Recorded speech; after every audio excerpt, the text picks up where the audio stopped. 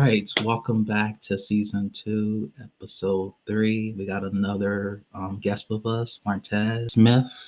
He's a licensed scientist, sexual health.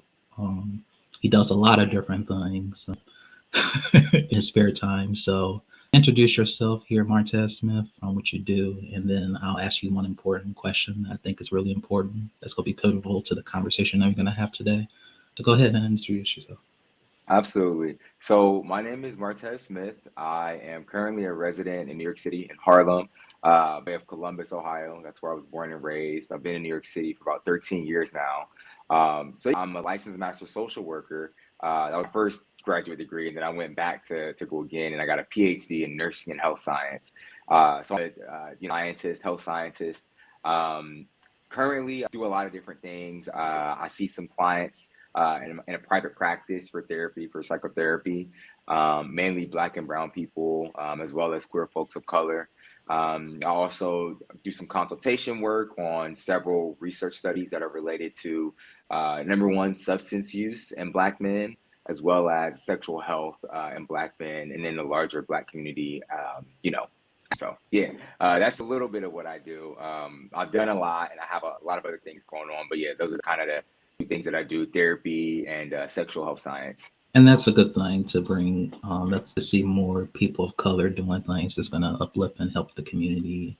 Mhm. And just being able to be a scientist in general, health is really important because Mhm. we need more people of color in the healthcare, to that nature. So Absolutely. I would ask you this question. What are some of the misconceptions that you think is around like HIV? People are probably not aware of that they think they know, but they really don't know.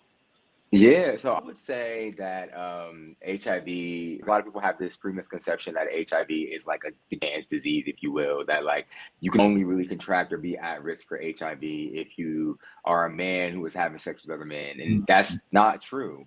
HIV is sexually transmitted infection, right? So if you are having sex, right, particularly unprotected sex, you are technically, scientifically at risk of contracting HIV. So, yeah. Yeah. I know that a lot of, they all men, some men that really do take precaution and, condom. And so they make sure that they're not, a partner or just not getting a disease in general.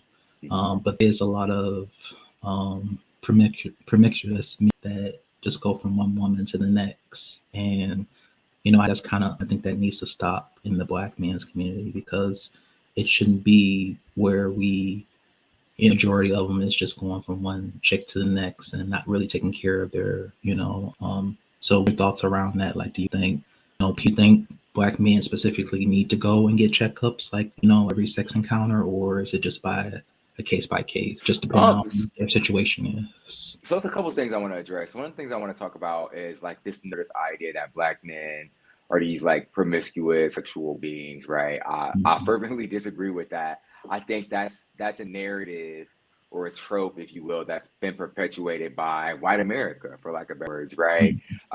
References in the media that I could make, but long story short, I don't have looked at the data to claim, so I'm not going to make a claim, but I had to just take a wild guess.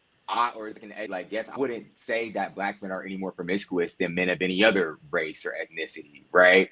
Mhm. What I do know is that I do know that Black men, specifically in the United States, are subject to structural and interpersonal racism, right? We live in a society where we have laws, policies, procedures, things that the institutions, like in our healthcare, hospitals, clinics, that work us as not only Black people, but work against us as Black men.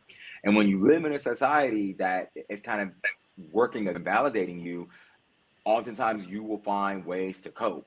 Now, what ways might be? It could be substances, not just right anything that can alter your consciousness. Some people it could be sex, right? For some people, it could be gambling, right? Other people develop more healthy mechanisms to cope with, like exercise, maybe book, maybe disconnecting, and kind of like like-minded people. Um, all of to say, when you live in a country that has a history of abusing you, right? Like think the Tuskegee syphilis studies, right, where they let I can't remember the exact number, but they let a fair number of Black men, go with syphilis because they wanted to see what the long-term impacts of it was. And they didn't tell these men that they had it. These men developing all types of things. Several men died, right? Later on, not too far away from the topic, which is men, but, there were Puerto Rican women, right, without their consent, right? You was originally revered as founder of gynecology, who actually on Black enslaved woman without anesthesia, and kind of perpetuated this Black people have a higher pain tolerance than other folks, right? When you think about all of those grave injustices that were permitted by institutions and the government, that leads to medical mistrust, right? And when you can't trust in the system that's supposed to be treating the ailments that as humans, as part of the human condition, of course you have worse outcomes, right? The numbers are higher, right? The rate of Black men being diagnosed with HIV is higher than in other communities, right? As well as Black women and other women of color and other men of color. So, I just felt that notion that Black men are like promiscuous and all Black men are or that larger than Black men. Than men of other races and ethnicities are like out here willy-nilly raw, right? I don't think they're doing it any more than folks of races, right? Don't quote me on that because I don't have the stats in front of me right now. And I'm going to argue that, just information that I have, and again, I need to go do some research on this myself. That way I know I'm making an accurate claim. I would even argue that given our society, that Black men are probably a bit more hyper vigilant when it comes to, right, wearing protection, right, figuring out who they're going to lay with, who they're going to share their bodies with. So, yeah. So then you also mentioned a second point about, you go to get tested, right? If I'm not mistaken, the recommendation is that if you're sexually active, you need to get tested for HIV and STIs at least once per year. Me personally, I say if you are sexually active, you need to be getting tested at least once every 3 to 6 months. If you are switching partners, right, even if you are using protection, right, I say, every new partner, go get tested. Now, if you have a new partner every other week or something like that, then I think there's a larger conversation to be had around other mechanisms that you can take advantage of to protect your sexual health. One of those mechanisms that you can use to specifically protect against HIV is pre-exposure prophylaxis. Have you heard of pre-exposure prophylaxis, PrEP, for HIV? Yeah, I heard of PrEP, and that's another misconception. They think that only gay men, not true. No, that's not true. Big push to who qualifies for PrEP on it. If you are having unprotected sex, right, and you're not certain of the HIV status of your sexual partner, you have an indication for PrEP. And I really encourage men, especially Black men, to explore that, right? It's not just this thing for gay men, right? Gay men are not the only ones who are at risk for HIV. And we're not the only ones, I just disclose I do like gay. We're not the only ones who are contracting HIV, right? We're seeing increases in Black women contracting HIV, right? From their heterosexual male partners, right? Right. There's been a push to have women to learn about PrEP and see if it's an option for them. And I would say Black straight men as well, right? I just believe if you are here having sex and you're having unprotected sex and you're not certain of the HIV status of your sexual partners, you need to talk to your doctors about PrEP. Yeah, and something a lot of people didn't know that, so that's why I wanted to bring that conversation up. Now let's go over some of the prevention techniques that you can use to kind of prevent what is the tools that you can use yourself as obviously a condom, but is there other things too? Yeah, so I was gonna say condoms are tools, right? Condoms work, they're used correctly, right? Make sure you check the expiration date on it, make sure there's no punctures in the package, and make sure you actually know how to put a condom on. I've had some conversations with guys, who literally don't know how to put condoms on. And in my sexual health education classes, that's almost one of the first things I kind of ask you to do. I'll have either a banana or a dildo or something, and I'm like, oh, put the condom on this thing. And it's always really awkward, especially for straight men. But it's no, put the condom on this because I want to make sure that you're actually doing this correct, right? Condoms do fail, especially if you don't use the right lubrication and stuff like that. Or if there's that if you use two, it works. And it's no, that actually has the opposite effect. It's too much friction and it could break. So then in addition to condoms, right, we just spoke about pre-exposure prophylaxis or PrEP, right? It's a pill that you take once a day. Now they have an injectable version of PrEP, right? So you can Oh, go get a shot once every 2 months. It has minimal side effects. It's been tested in a wide array of folks. And it's highly effective, right? And I think folks, what I've reports have kind of stated that the side effect profile from the injectable PrEP, it's really the only thing you'll really experience is like injection at a little bit of tenderness or pain at the injection site, right? Allergies, if you're just taking the ingredients, you conversation. And this is why you want to have a conversation with your doctor anyway. You don't want to kind of just else is like prescription and just take pills. So, so exposure prophylaxis, and then beyond just HIV prevention for STIs like gonorrhea and chlamydia, you can take called doxypep or doxycycline, right? And so it's pretty much just after you have a sexual encounter within 72 hours, preferably, immediately within that 24 hours, you take a dose of doxycycline. I want to say it's about 200 milligrams or 2 pills. And it's proven to be very, very effective at preventing folks from contracting, the infections, right? Gonorrhea and chlamydia. So yeah, those are things off the top of my mind that you can use. Oh, and another thing that I would just say is like, a testing is, becoming used. I like with this political climate that we're in, there might be some challenges to that, but there are places that do couples testing. And I would strongly advise folks, right, especially if you're in a relationship or if you have friend benefits, right, go get tested together. And before you go get tested together, have a conversation and have a plan for like, okay, well, what do we do if things come back positive, right? If we get a positive result, right? If STI yeah, comes back that's a positive, scary thought. yeah. Flip side is definitely scary, but on the flip side, they're available. So best say you're treated, right, and prevent yourself from passing it on to somebody else, right?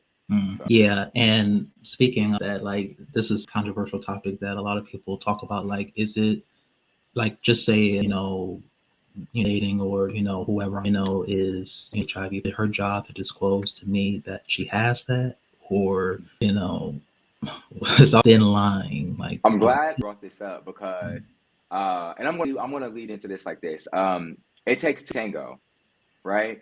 So, if you're asking, why would you then have the expectation that she's just gonna share her business with you? You know what I mean? Like, how invested are you to know but that isn't about her her? responsibility to tell, right? I mean, is it? Right.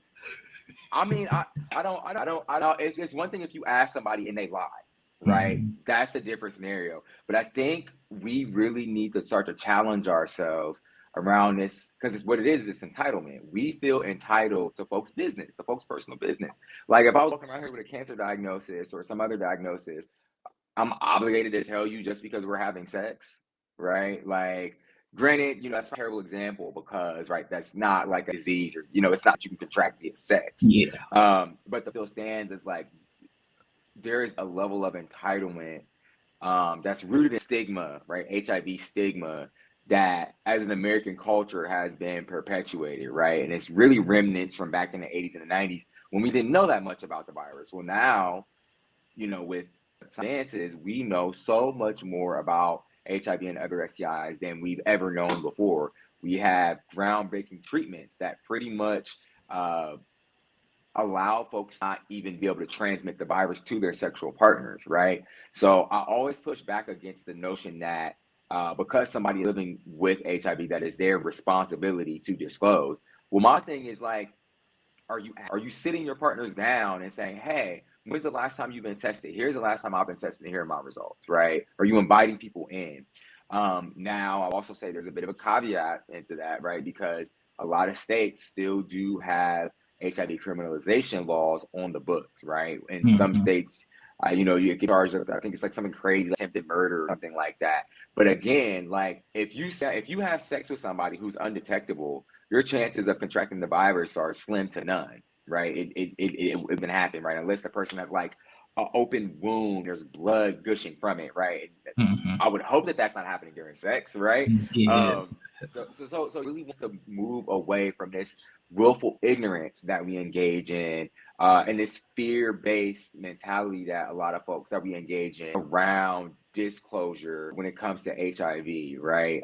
And I don't say that to like bash anybody. What I say is like, to push people to really think critically about this and to do their research. I agree. Like Google is, our little computers. You can things into them, right? And find out in a matter of seconds by just doing a Google search, right? On, like spread, how to prevent the spread of HIV, how to protect myself from HIV. And I've tested this before. If you pick up your phone and you go to Google and you type in, how do I protect myself from HIV, right? Several things will come up, right? Testing, condoms, pre-exposure prophylaxis, or HIV or PrEP, right? So yeah, what I say is, I don't think it's anybody's nobody's out to tell you their personal business because it's their personal business. Mm-hmm. You are, however, obligated to make sure that you initiate conversations that are not rooted in fear and stigma, to invite people in to feel safe enough to share those parts of themselves with you, right? And if you're not willing to do that, then you really got to sit up and ask yourself, well, why am I so quick to share my body with somebody when I know that there's this thing out here that I don't know anything about and that I'm afraid of, right? And that thing doesn't even have to be HIV. There are plenty of other STIs that you can contract, right? Mm-hmm. That are just as scary, right? Now we have antibiotic strains of like gonorrhea going around, right? So yeah.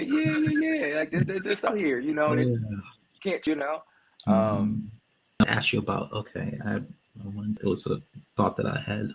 So I know it's not their responsibility to do that, but there is, intimate, you do have, like you said, you have the responsibility to kind of initiate that with, your make sure that you're, page about, like, in terms of you both healthy or not.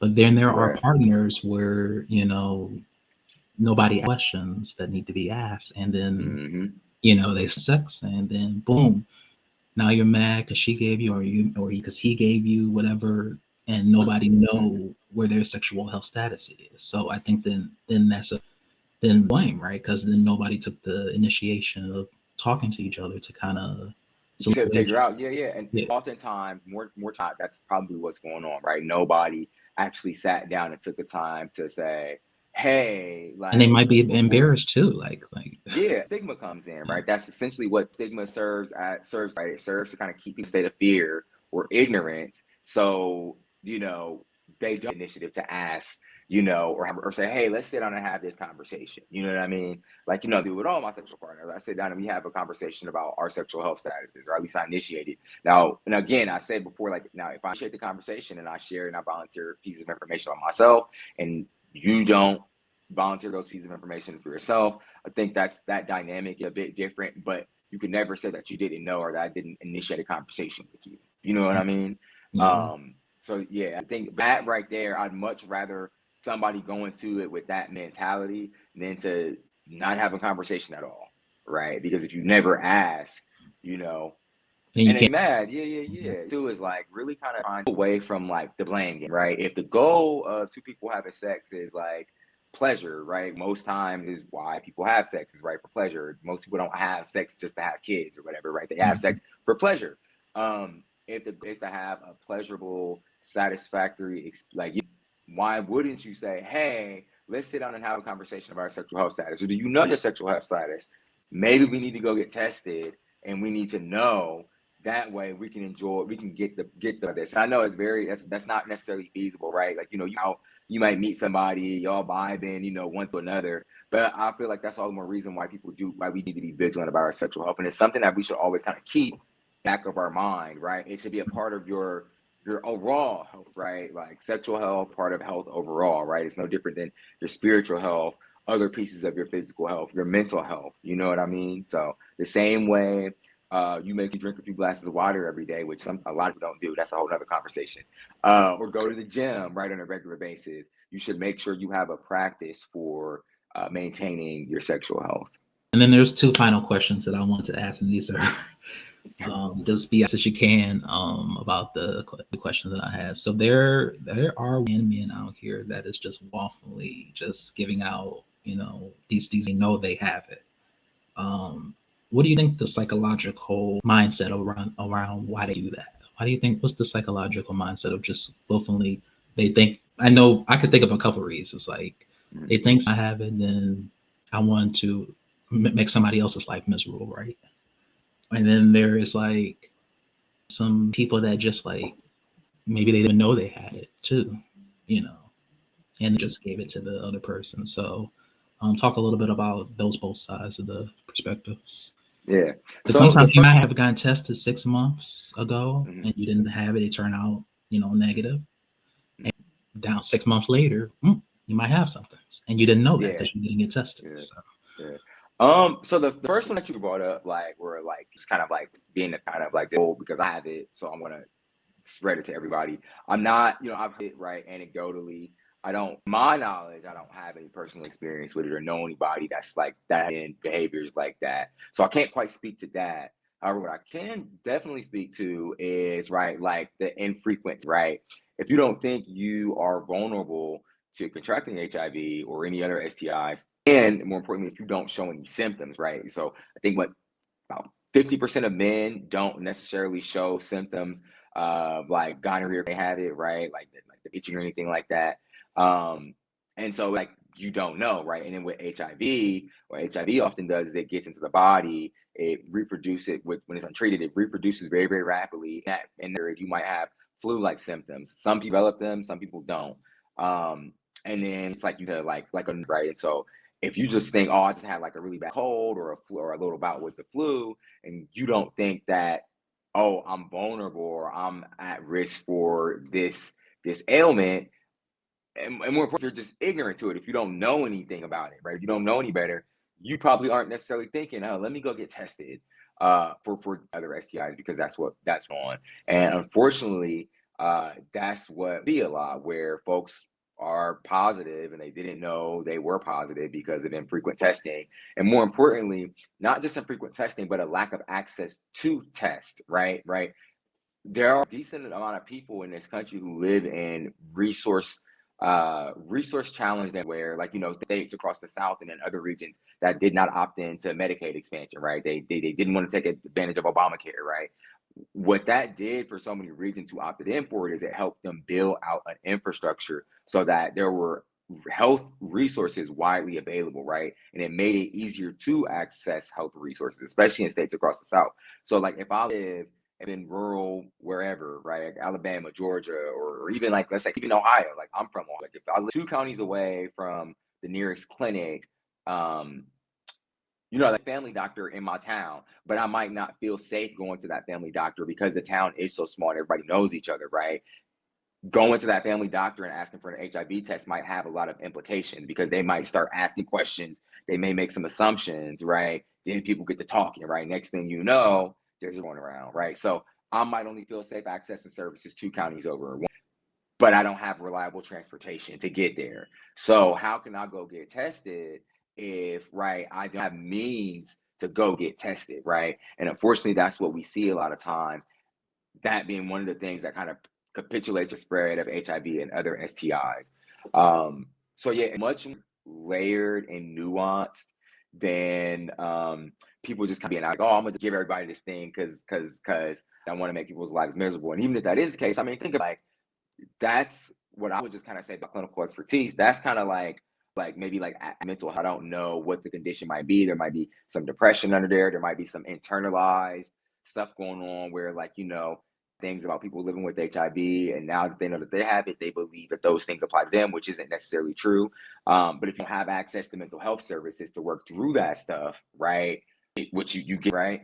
And then on the flip side, right, what you mentioned about, right, the infrequent testing, right? Some people don't know to go get tested. Some people don't know where to go to get tested. Some people just don't have access to go get tested, right, because of social conditions and economic conditions. So yeah, it's nuanced. and so bring it up. I know this is kind of we're getting in here, but I want you to to spread kindness because I know personally some black with that live that's very promiscuous and they might have contracted some diseases, and I know some heterosexual men that have very close friends with. What would you say to men that's like maybe going a lot of depression because they have HIV or they might have a full on blown AIDS? Yeah. So I say, like, is not a death sentence, right? Well, I'll tell folks, I've been open living with HIV since what, 2012, right? It'll be 13 years next Saturday, 21st. So I'm a long-term survivor.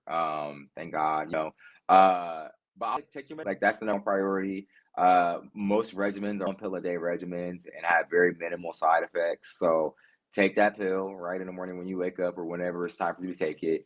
And then just prioritize living a healthy lifestyle as much as you can, right? Work out, right? Whatever that looks like to you, prioritize the fitness. To some people, that's getting in 10,000 steps, right? I wear an Apple Watch, so it tracks my fitness. I go to the gym several days a week. I play sports, right? Like I'm on a cheerleading squad, right? And I think doing things like that, just getting outside of myself and just living as much of a normal life as I can, uh, really helps to not necessarily think of HIV as this cloud over my head, because it's not, right? It's a disease very much akin to high blood pressure, high cholesterol, diabetes, right? You can live with it, right? It's manageable. Um, so yeah, that's what I just want to let folks know. It's not a death sentence. It's really truly not, especially in 2025. Yeah, and then I just have one more final question. Of course, So of a course. lot of the misconception around the HIV and AIDS, like what do you know? What's the difference between them? Is Yeah. it is So like that's it? so AIDS is right. Mhm. HIV is the virus, like the viral particles, right? That the blood that people living with HIV, that's in their bloodstream and stuff like that, and other bodily fluids. Um, AIDS was back in the late 80s, early 90s as like a clinical. There's not like a pathogen like called AIDS. You were given an AIDS diagnosis if you're already living with HIV or had an HIV diagnosis and you met certain clinical thresholds, right? Like, so if your CD4 count, or if your white blood cell count dropped below 200, or if you had certain, because what is it compromises your immune system. So if your immune system was so compromised that you also contracted what's called an opportunistic infection, or some rare cancer, or some rare infection that happens to people with like severely compromised systems, usually like young babies, really, really like folks, people who have like had a really tough with cancer, right? Then you an AIDS diagnosis. Technically, they still hit, but it's used as a like clinical significance for doctors to kind of monitor. But like you have like full blown AIDS, a lot of people and many people have like come back, if you will, right? Like they've managed to become virally suppressed and get their white blood cell count above 200. And in many cases, once you get adherent on your medications, those opportunistic infections, or those infections that only happen when your immune system is like really, really, really resolved, they go away. So yeah, like I kind of wish they would get rid of the language. But it's historical significance, because back in the day when they just didn't know as much as we know now about HIV and what it means to live with HIV and how it impacts the immune system, and before that, the medications, right? Like it was right because it provided a window of sorts into right your prognosis, or like the outcome for you. So yeah. Well, thank you so much, Martez, for being vulnerable, for sharing details about your personal life. I'm glad things is going well for you, Thank and you. I wish you nothing but the best, brother. Thank If you you. ever want to come back on, I'm fine with that. We have a YouTube channel, we have an Instagram, so if you have any links or businesses that we can reach out to you, just send them to me Absolutely. on LinkedIn, and I'll send you mine. Absolutely. Other than All that, right. I'll let you go because I know you're busy. You do a lot of things. I don't want to Thank take you your so money. much. It's been a pleasure. Take All care. right, you too. All right. Bye bye.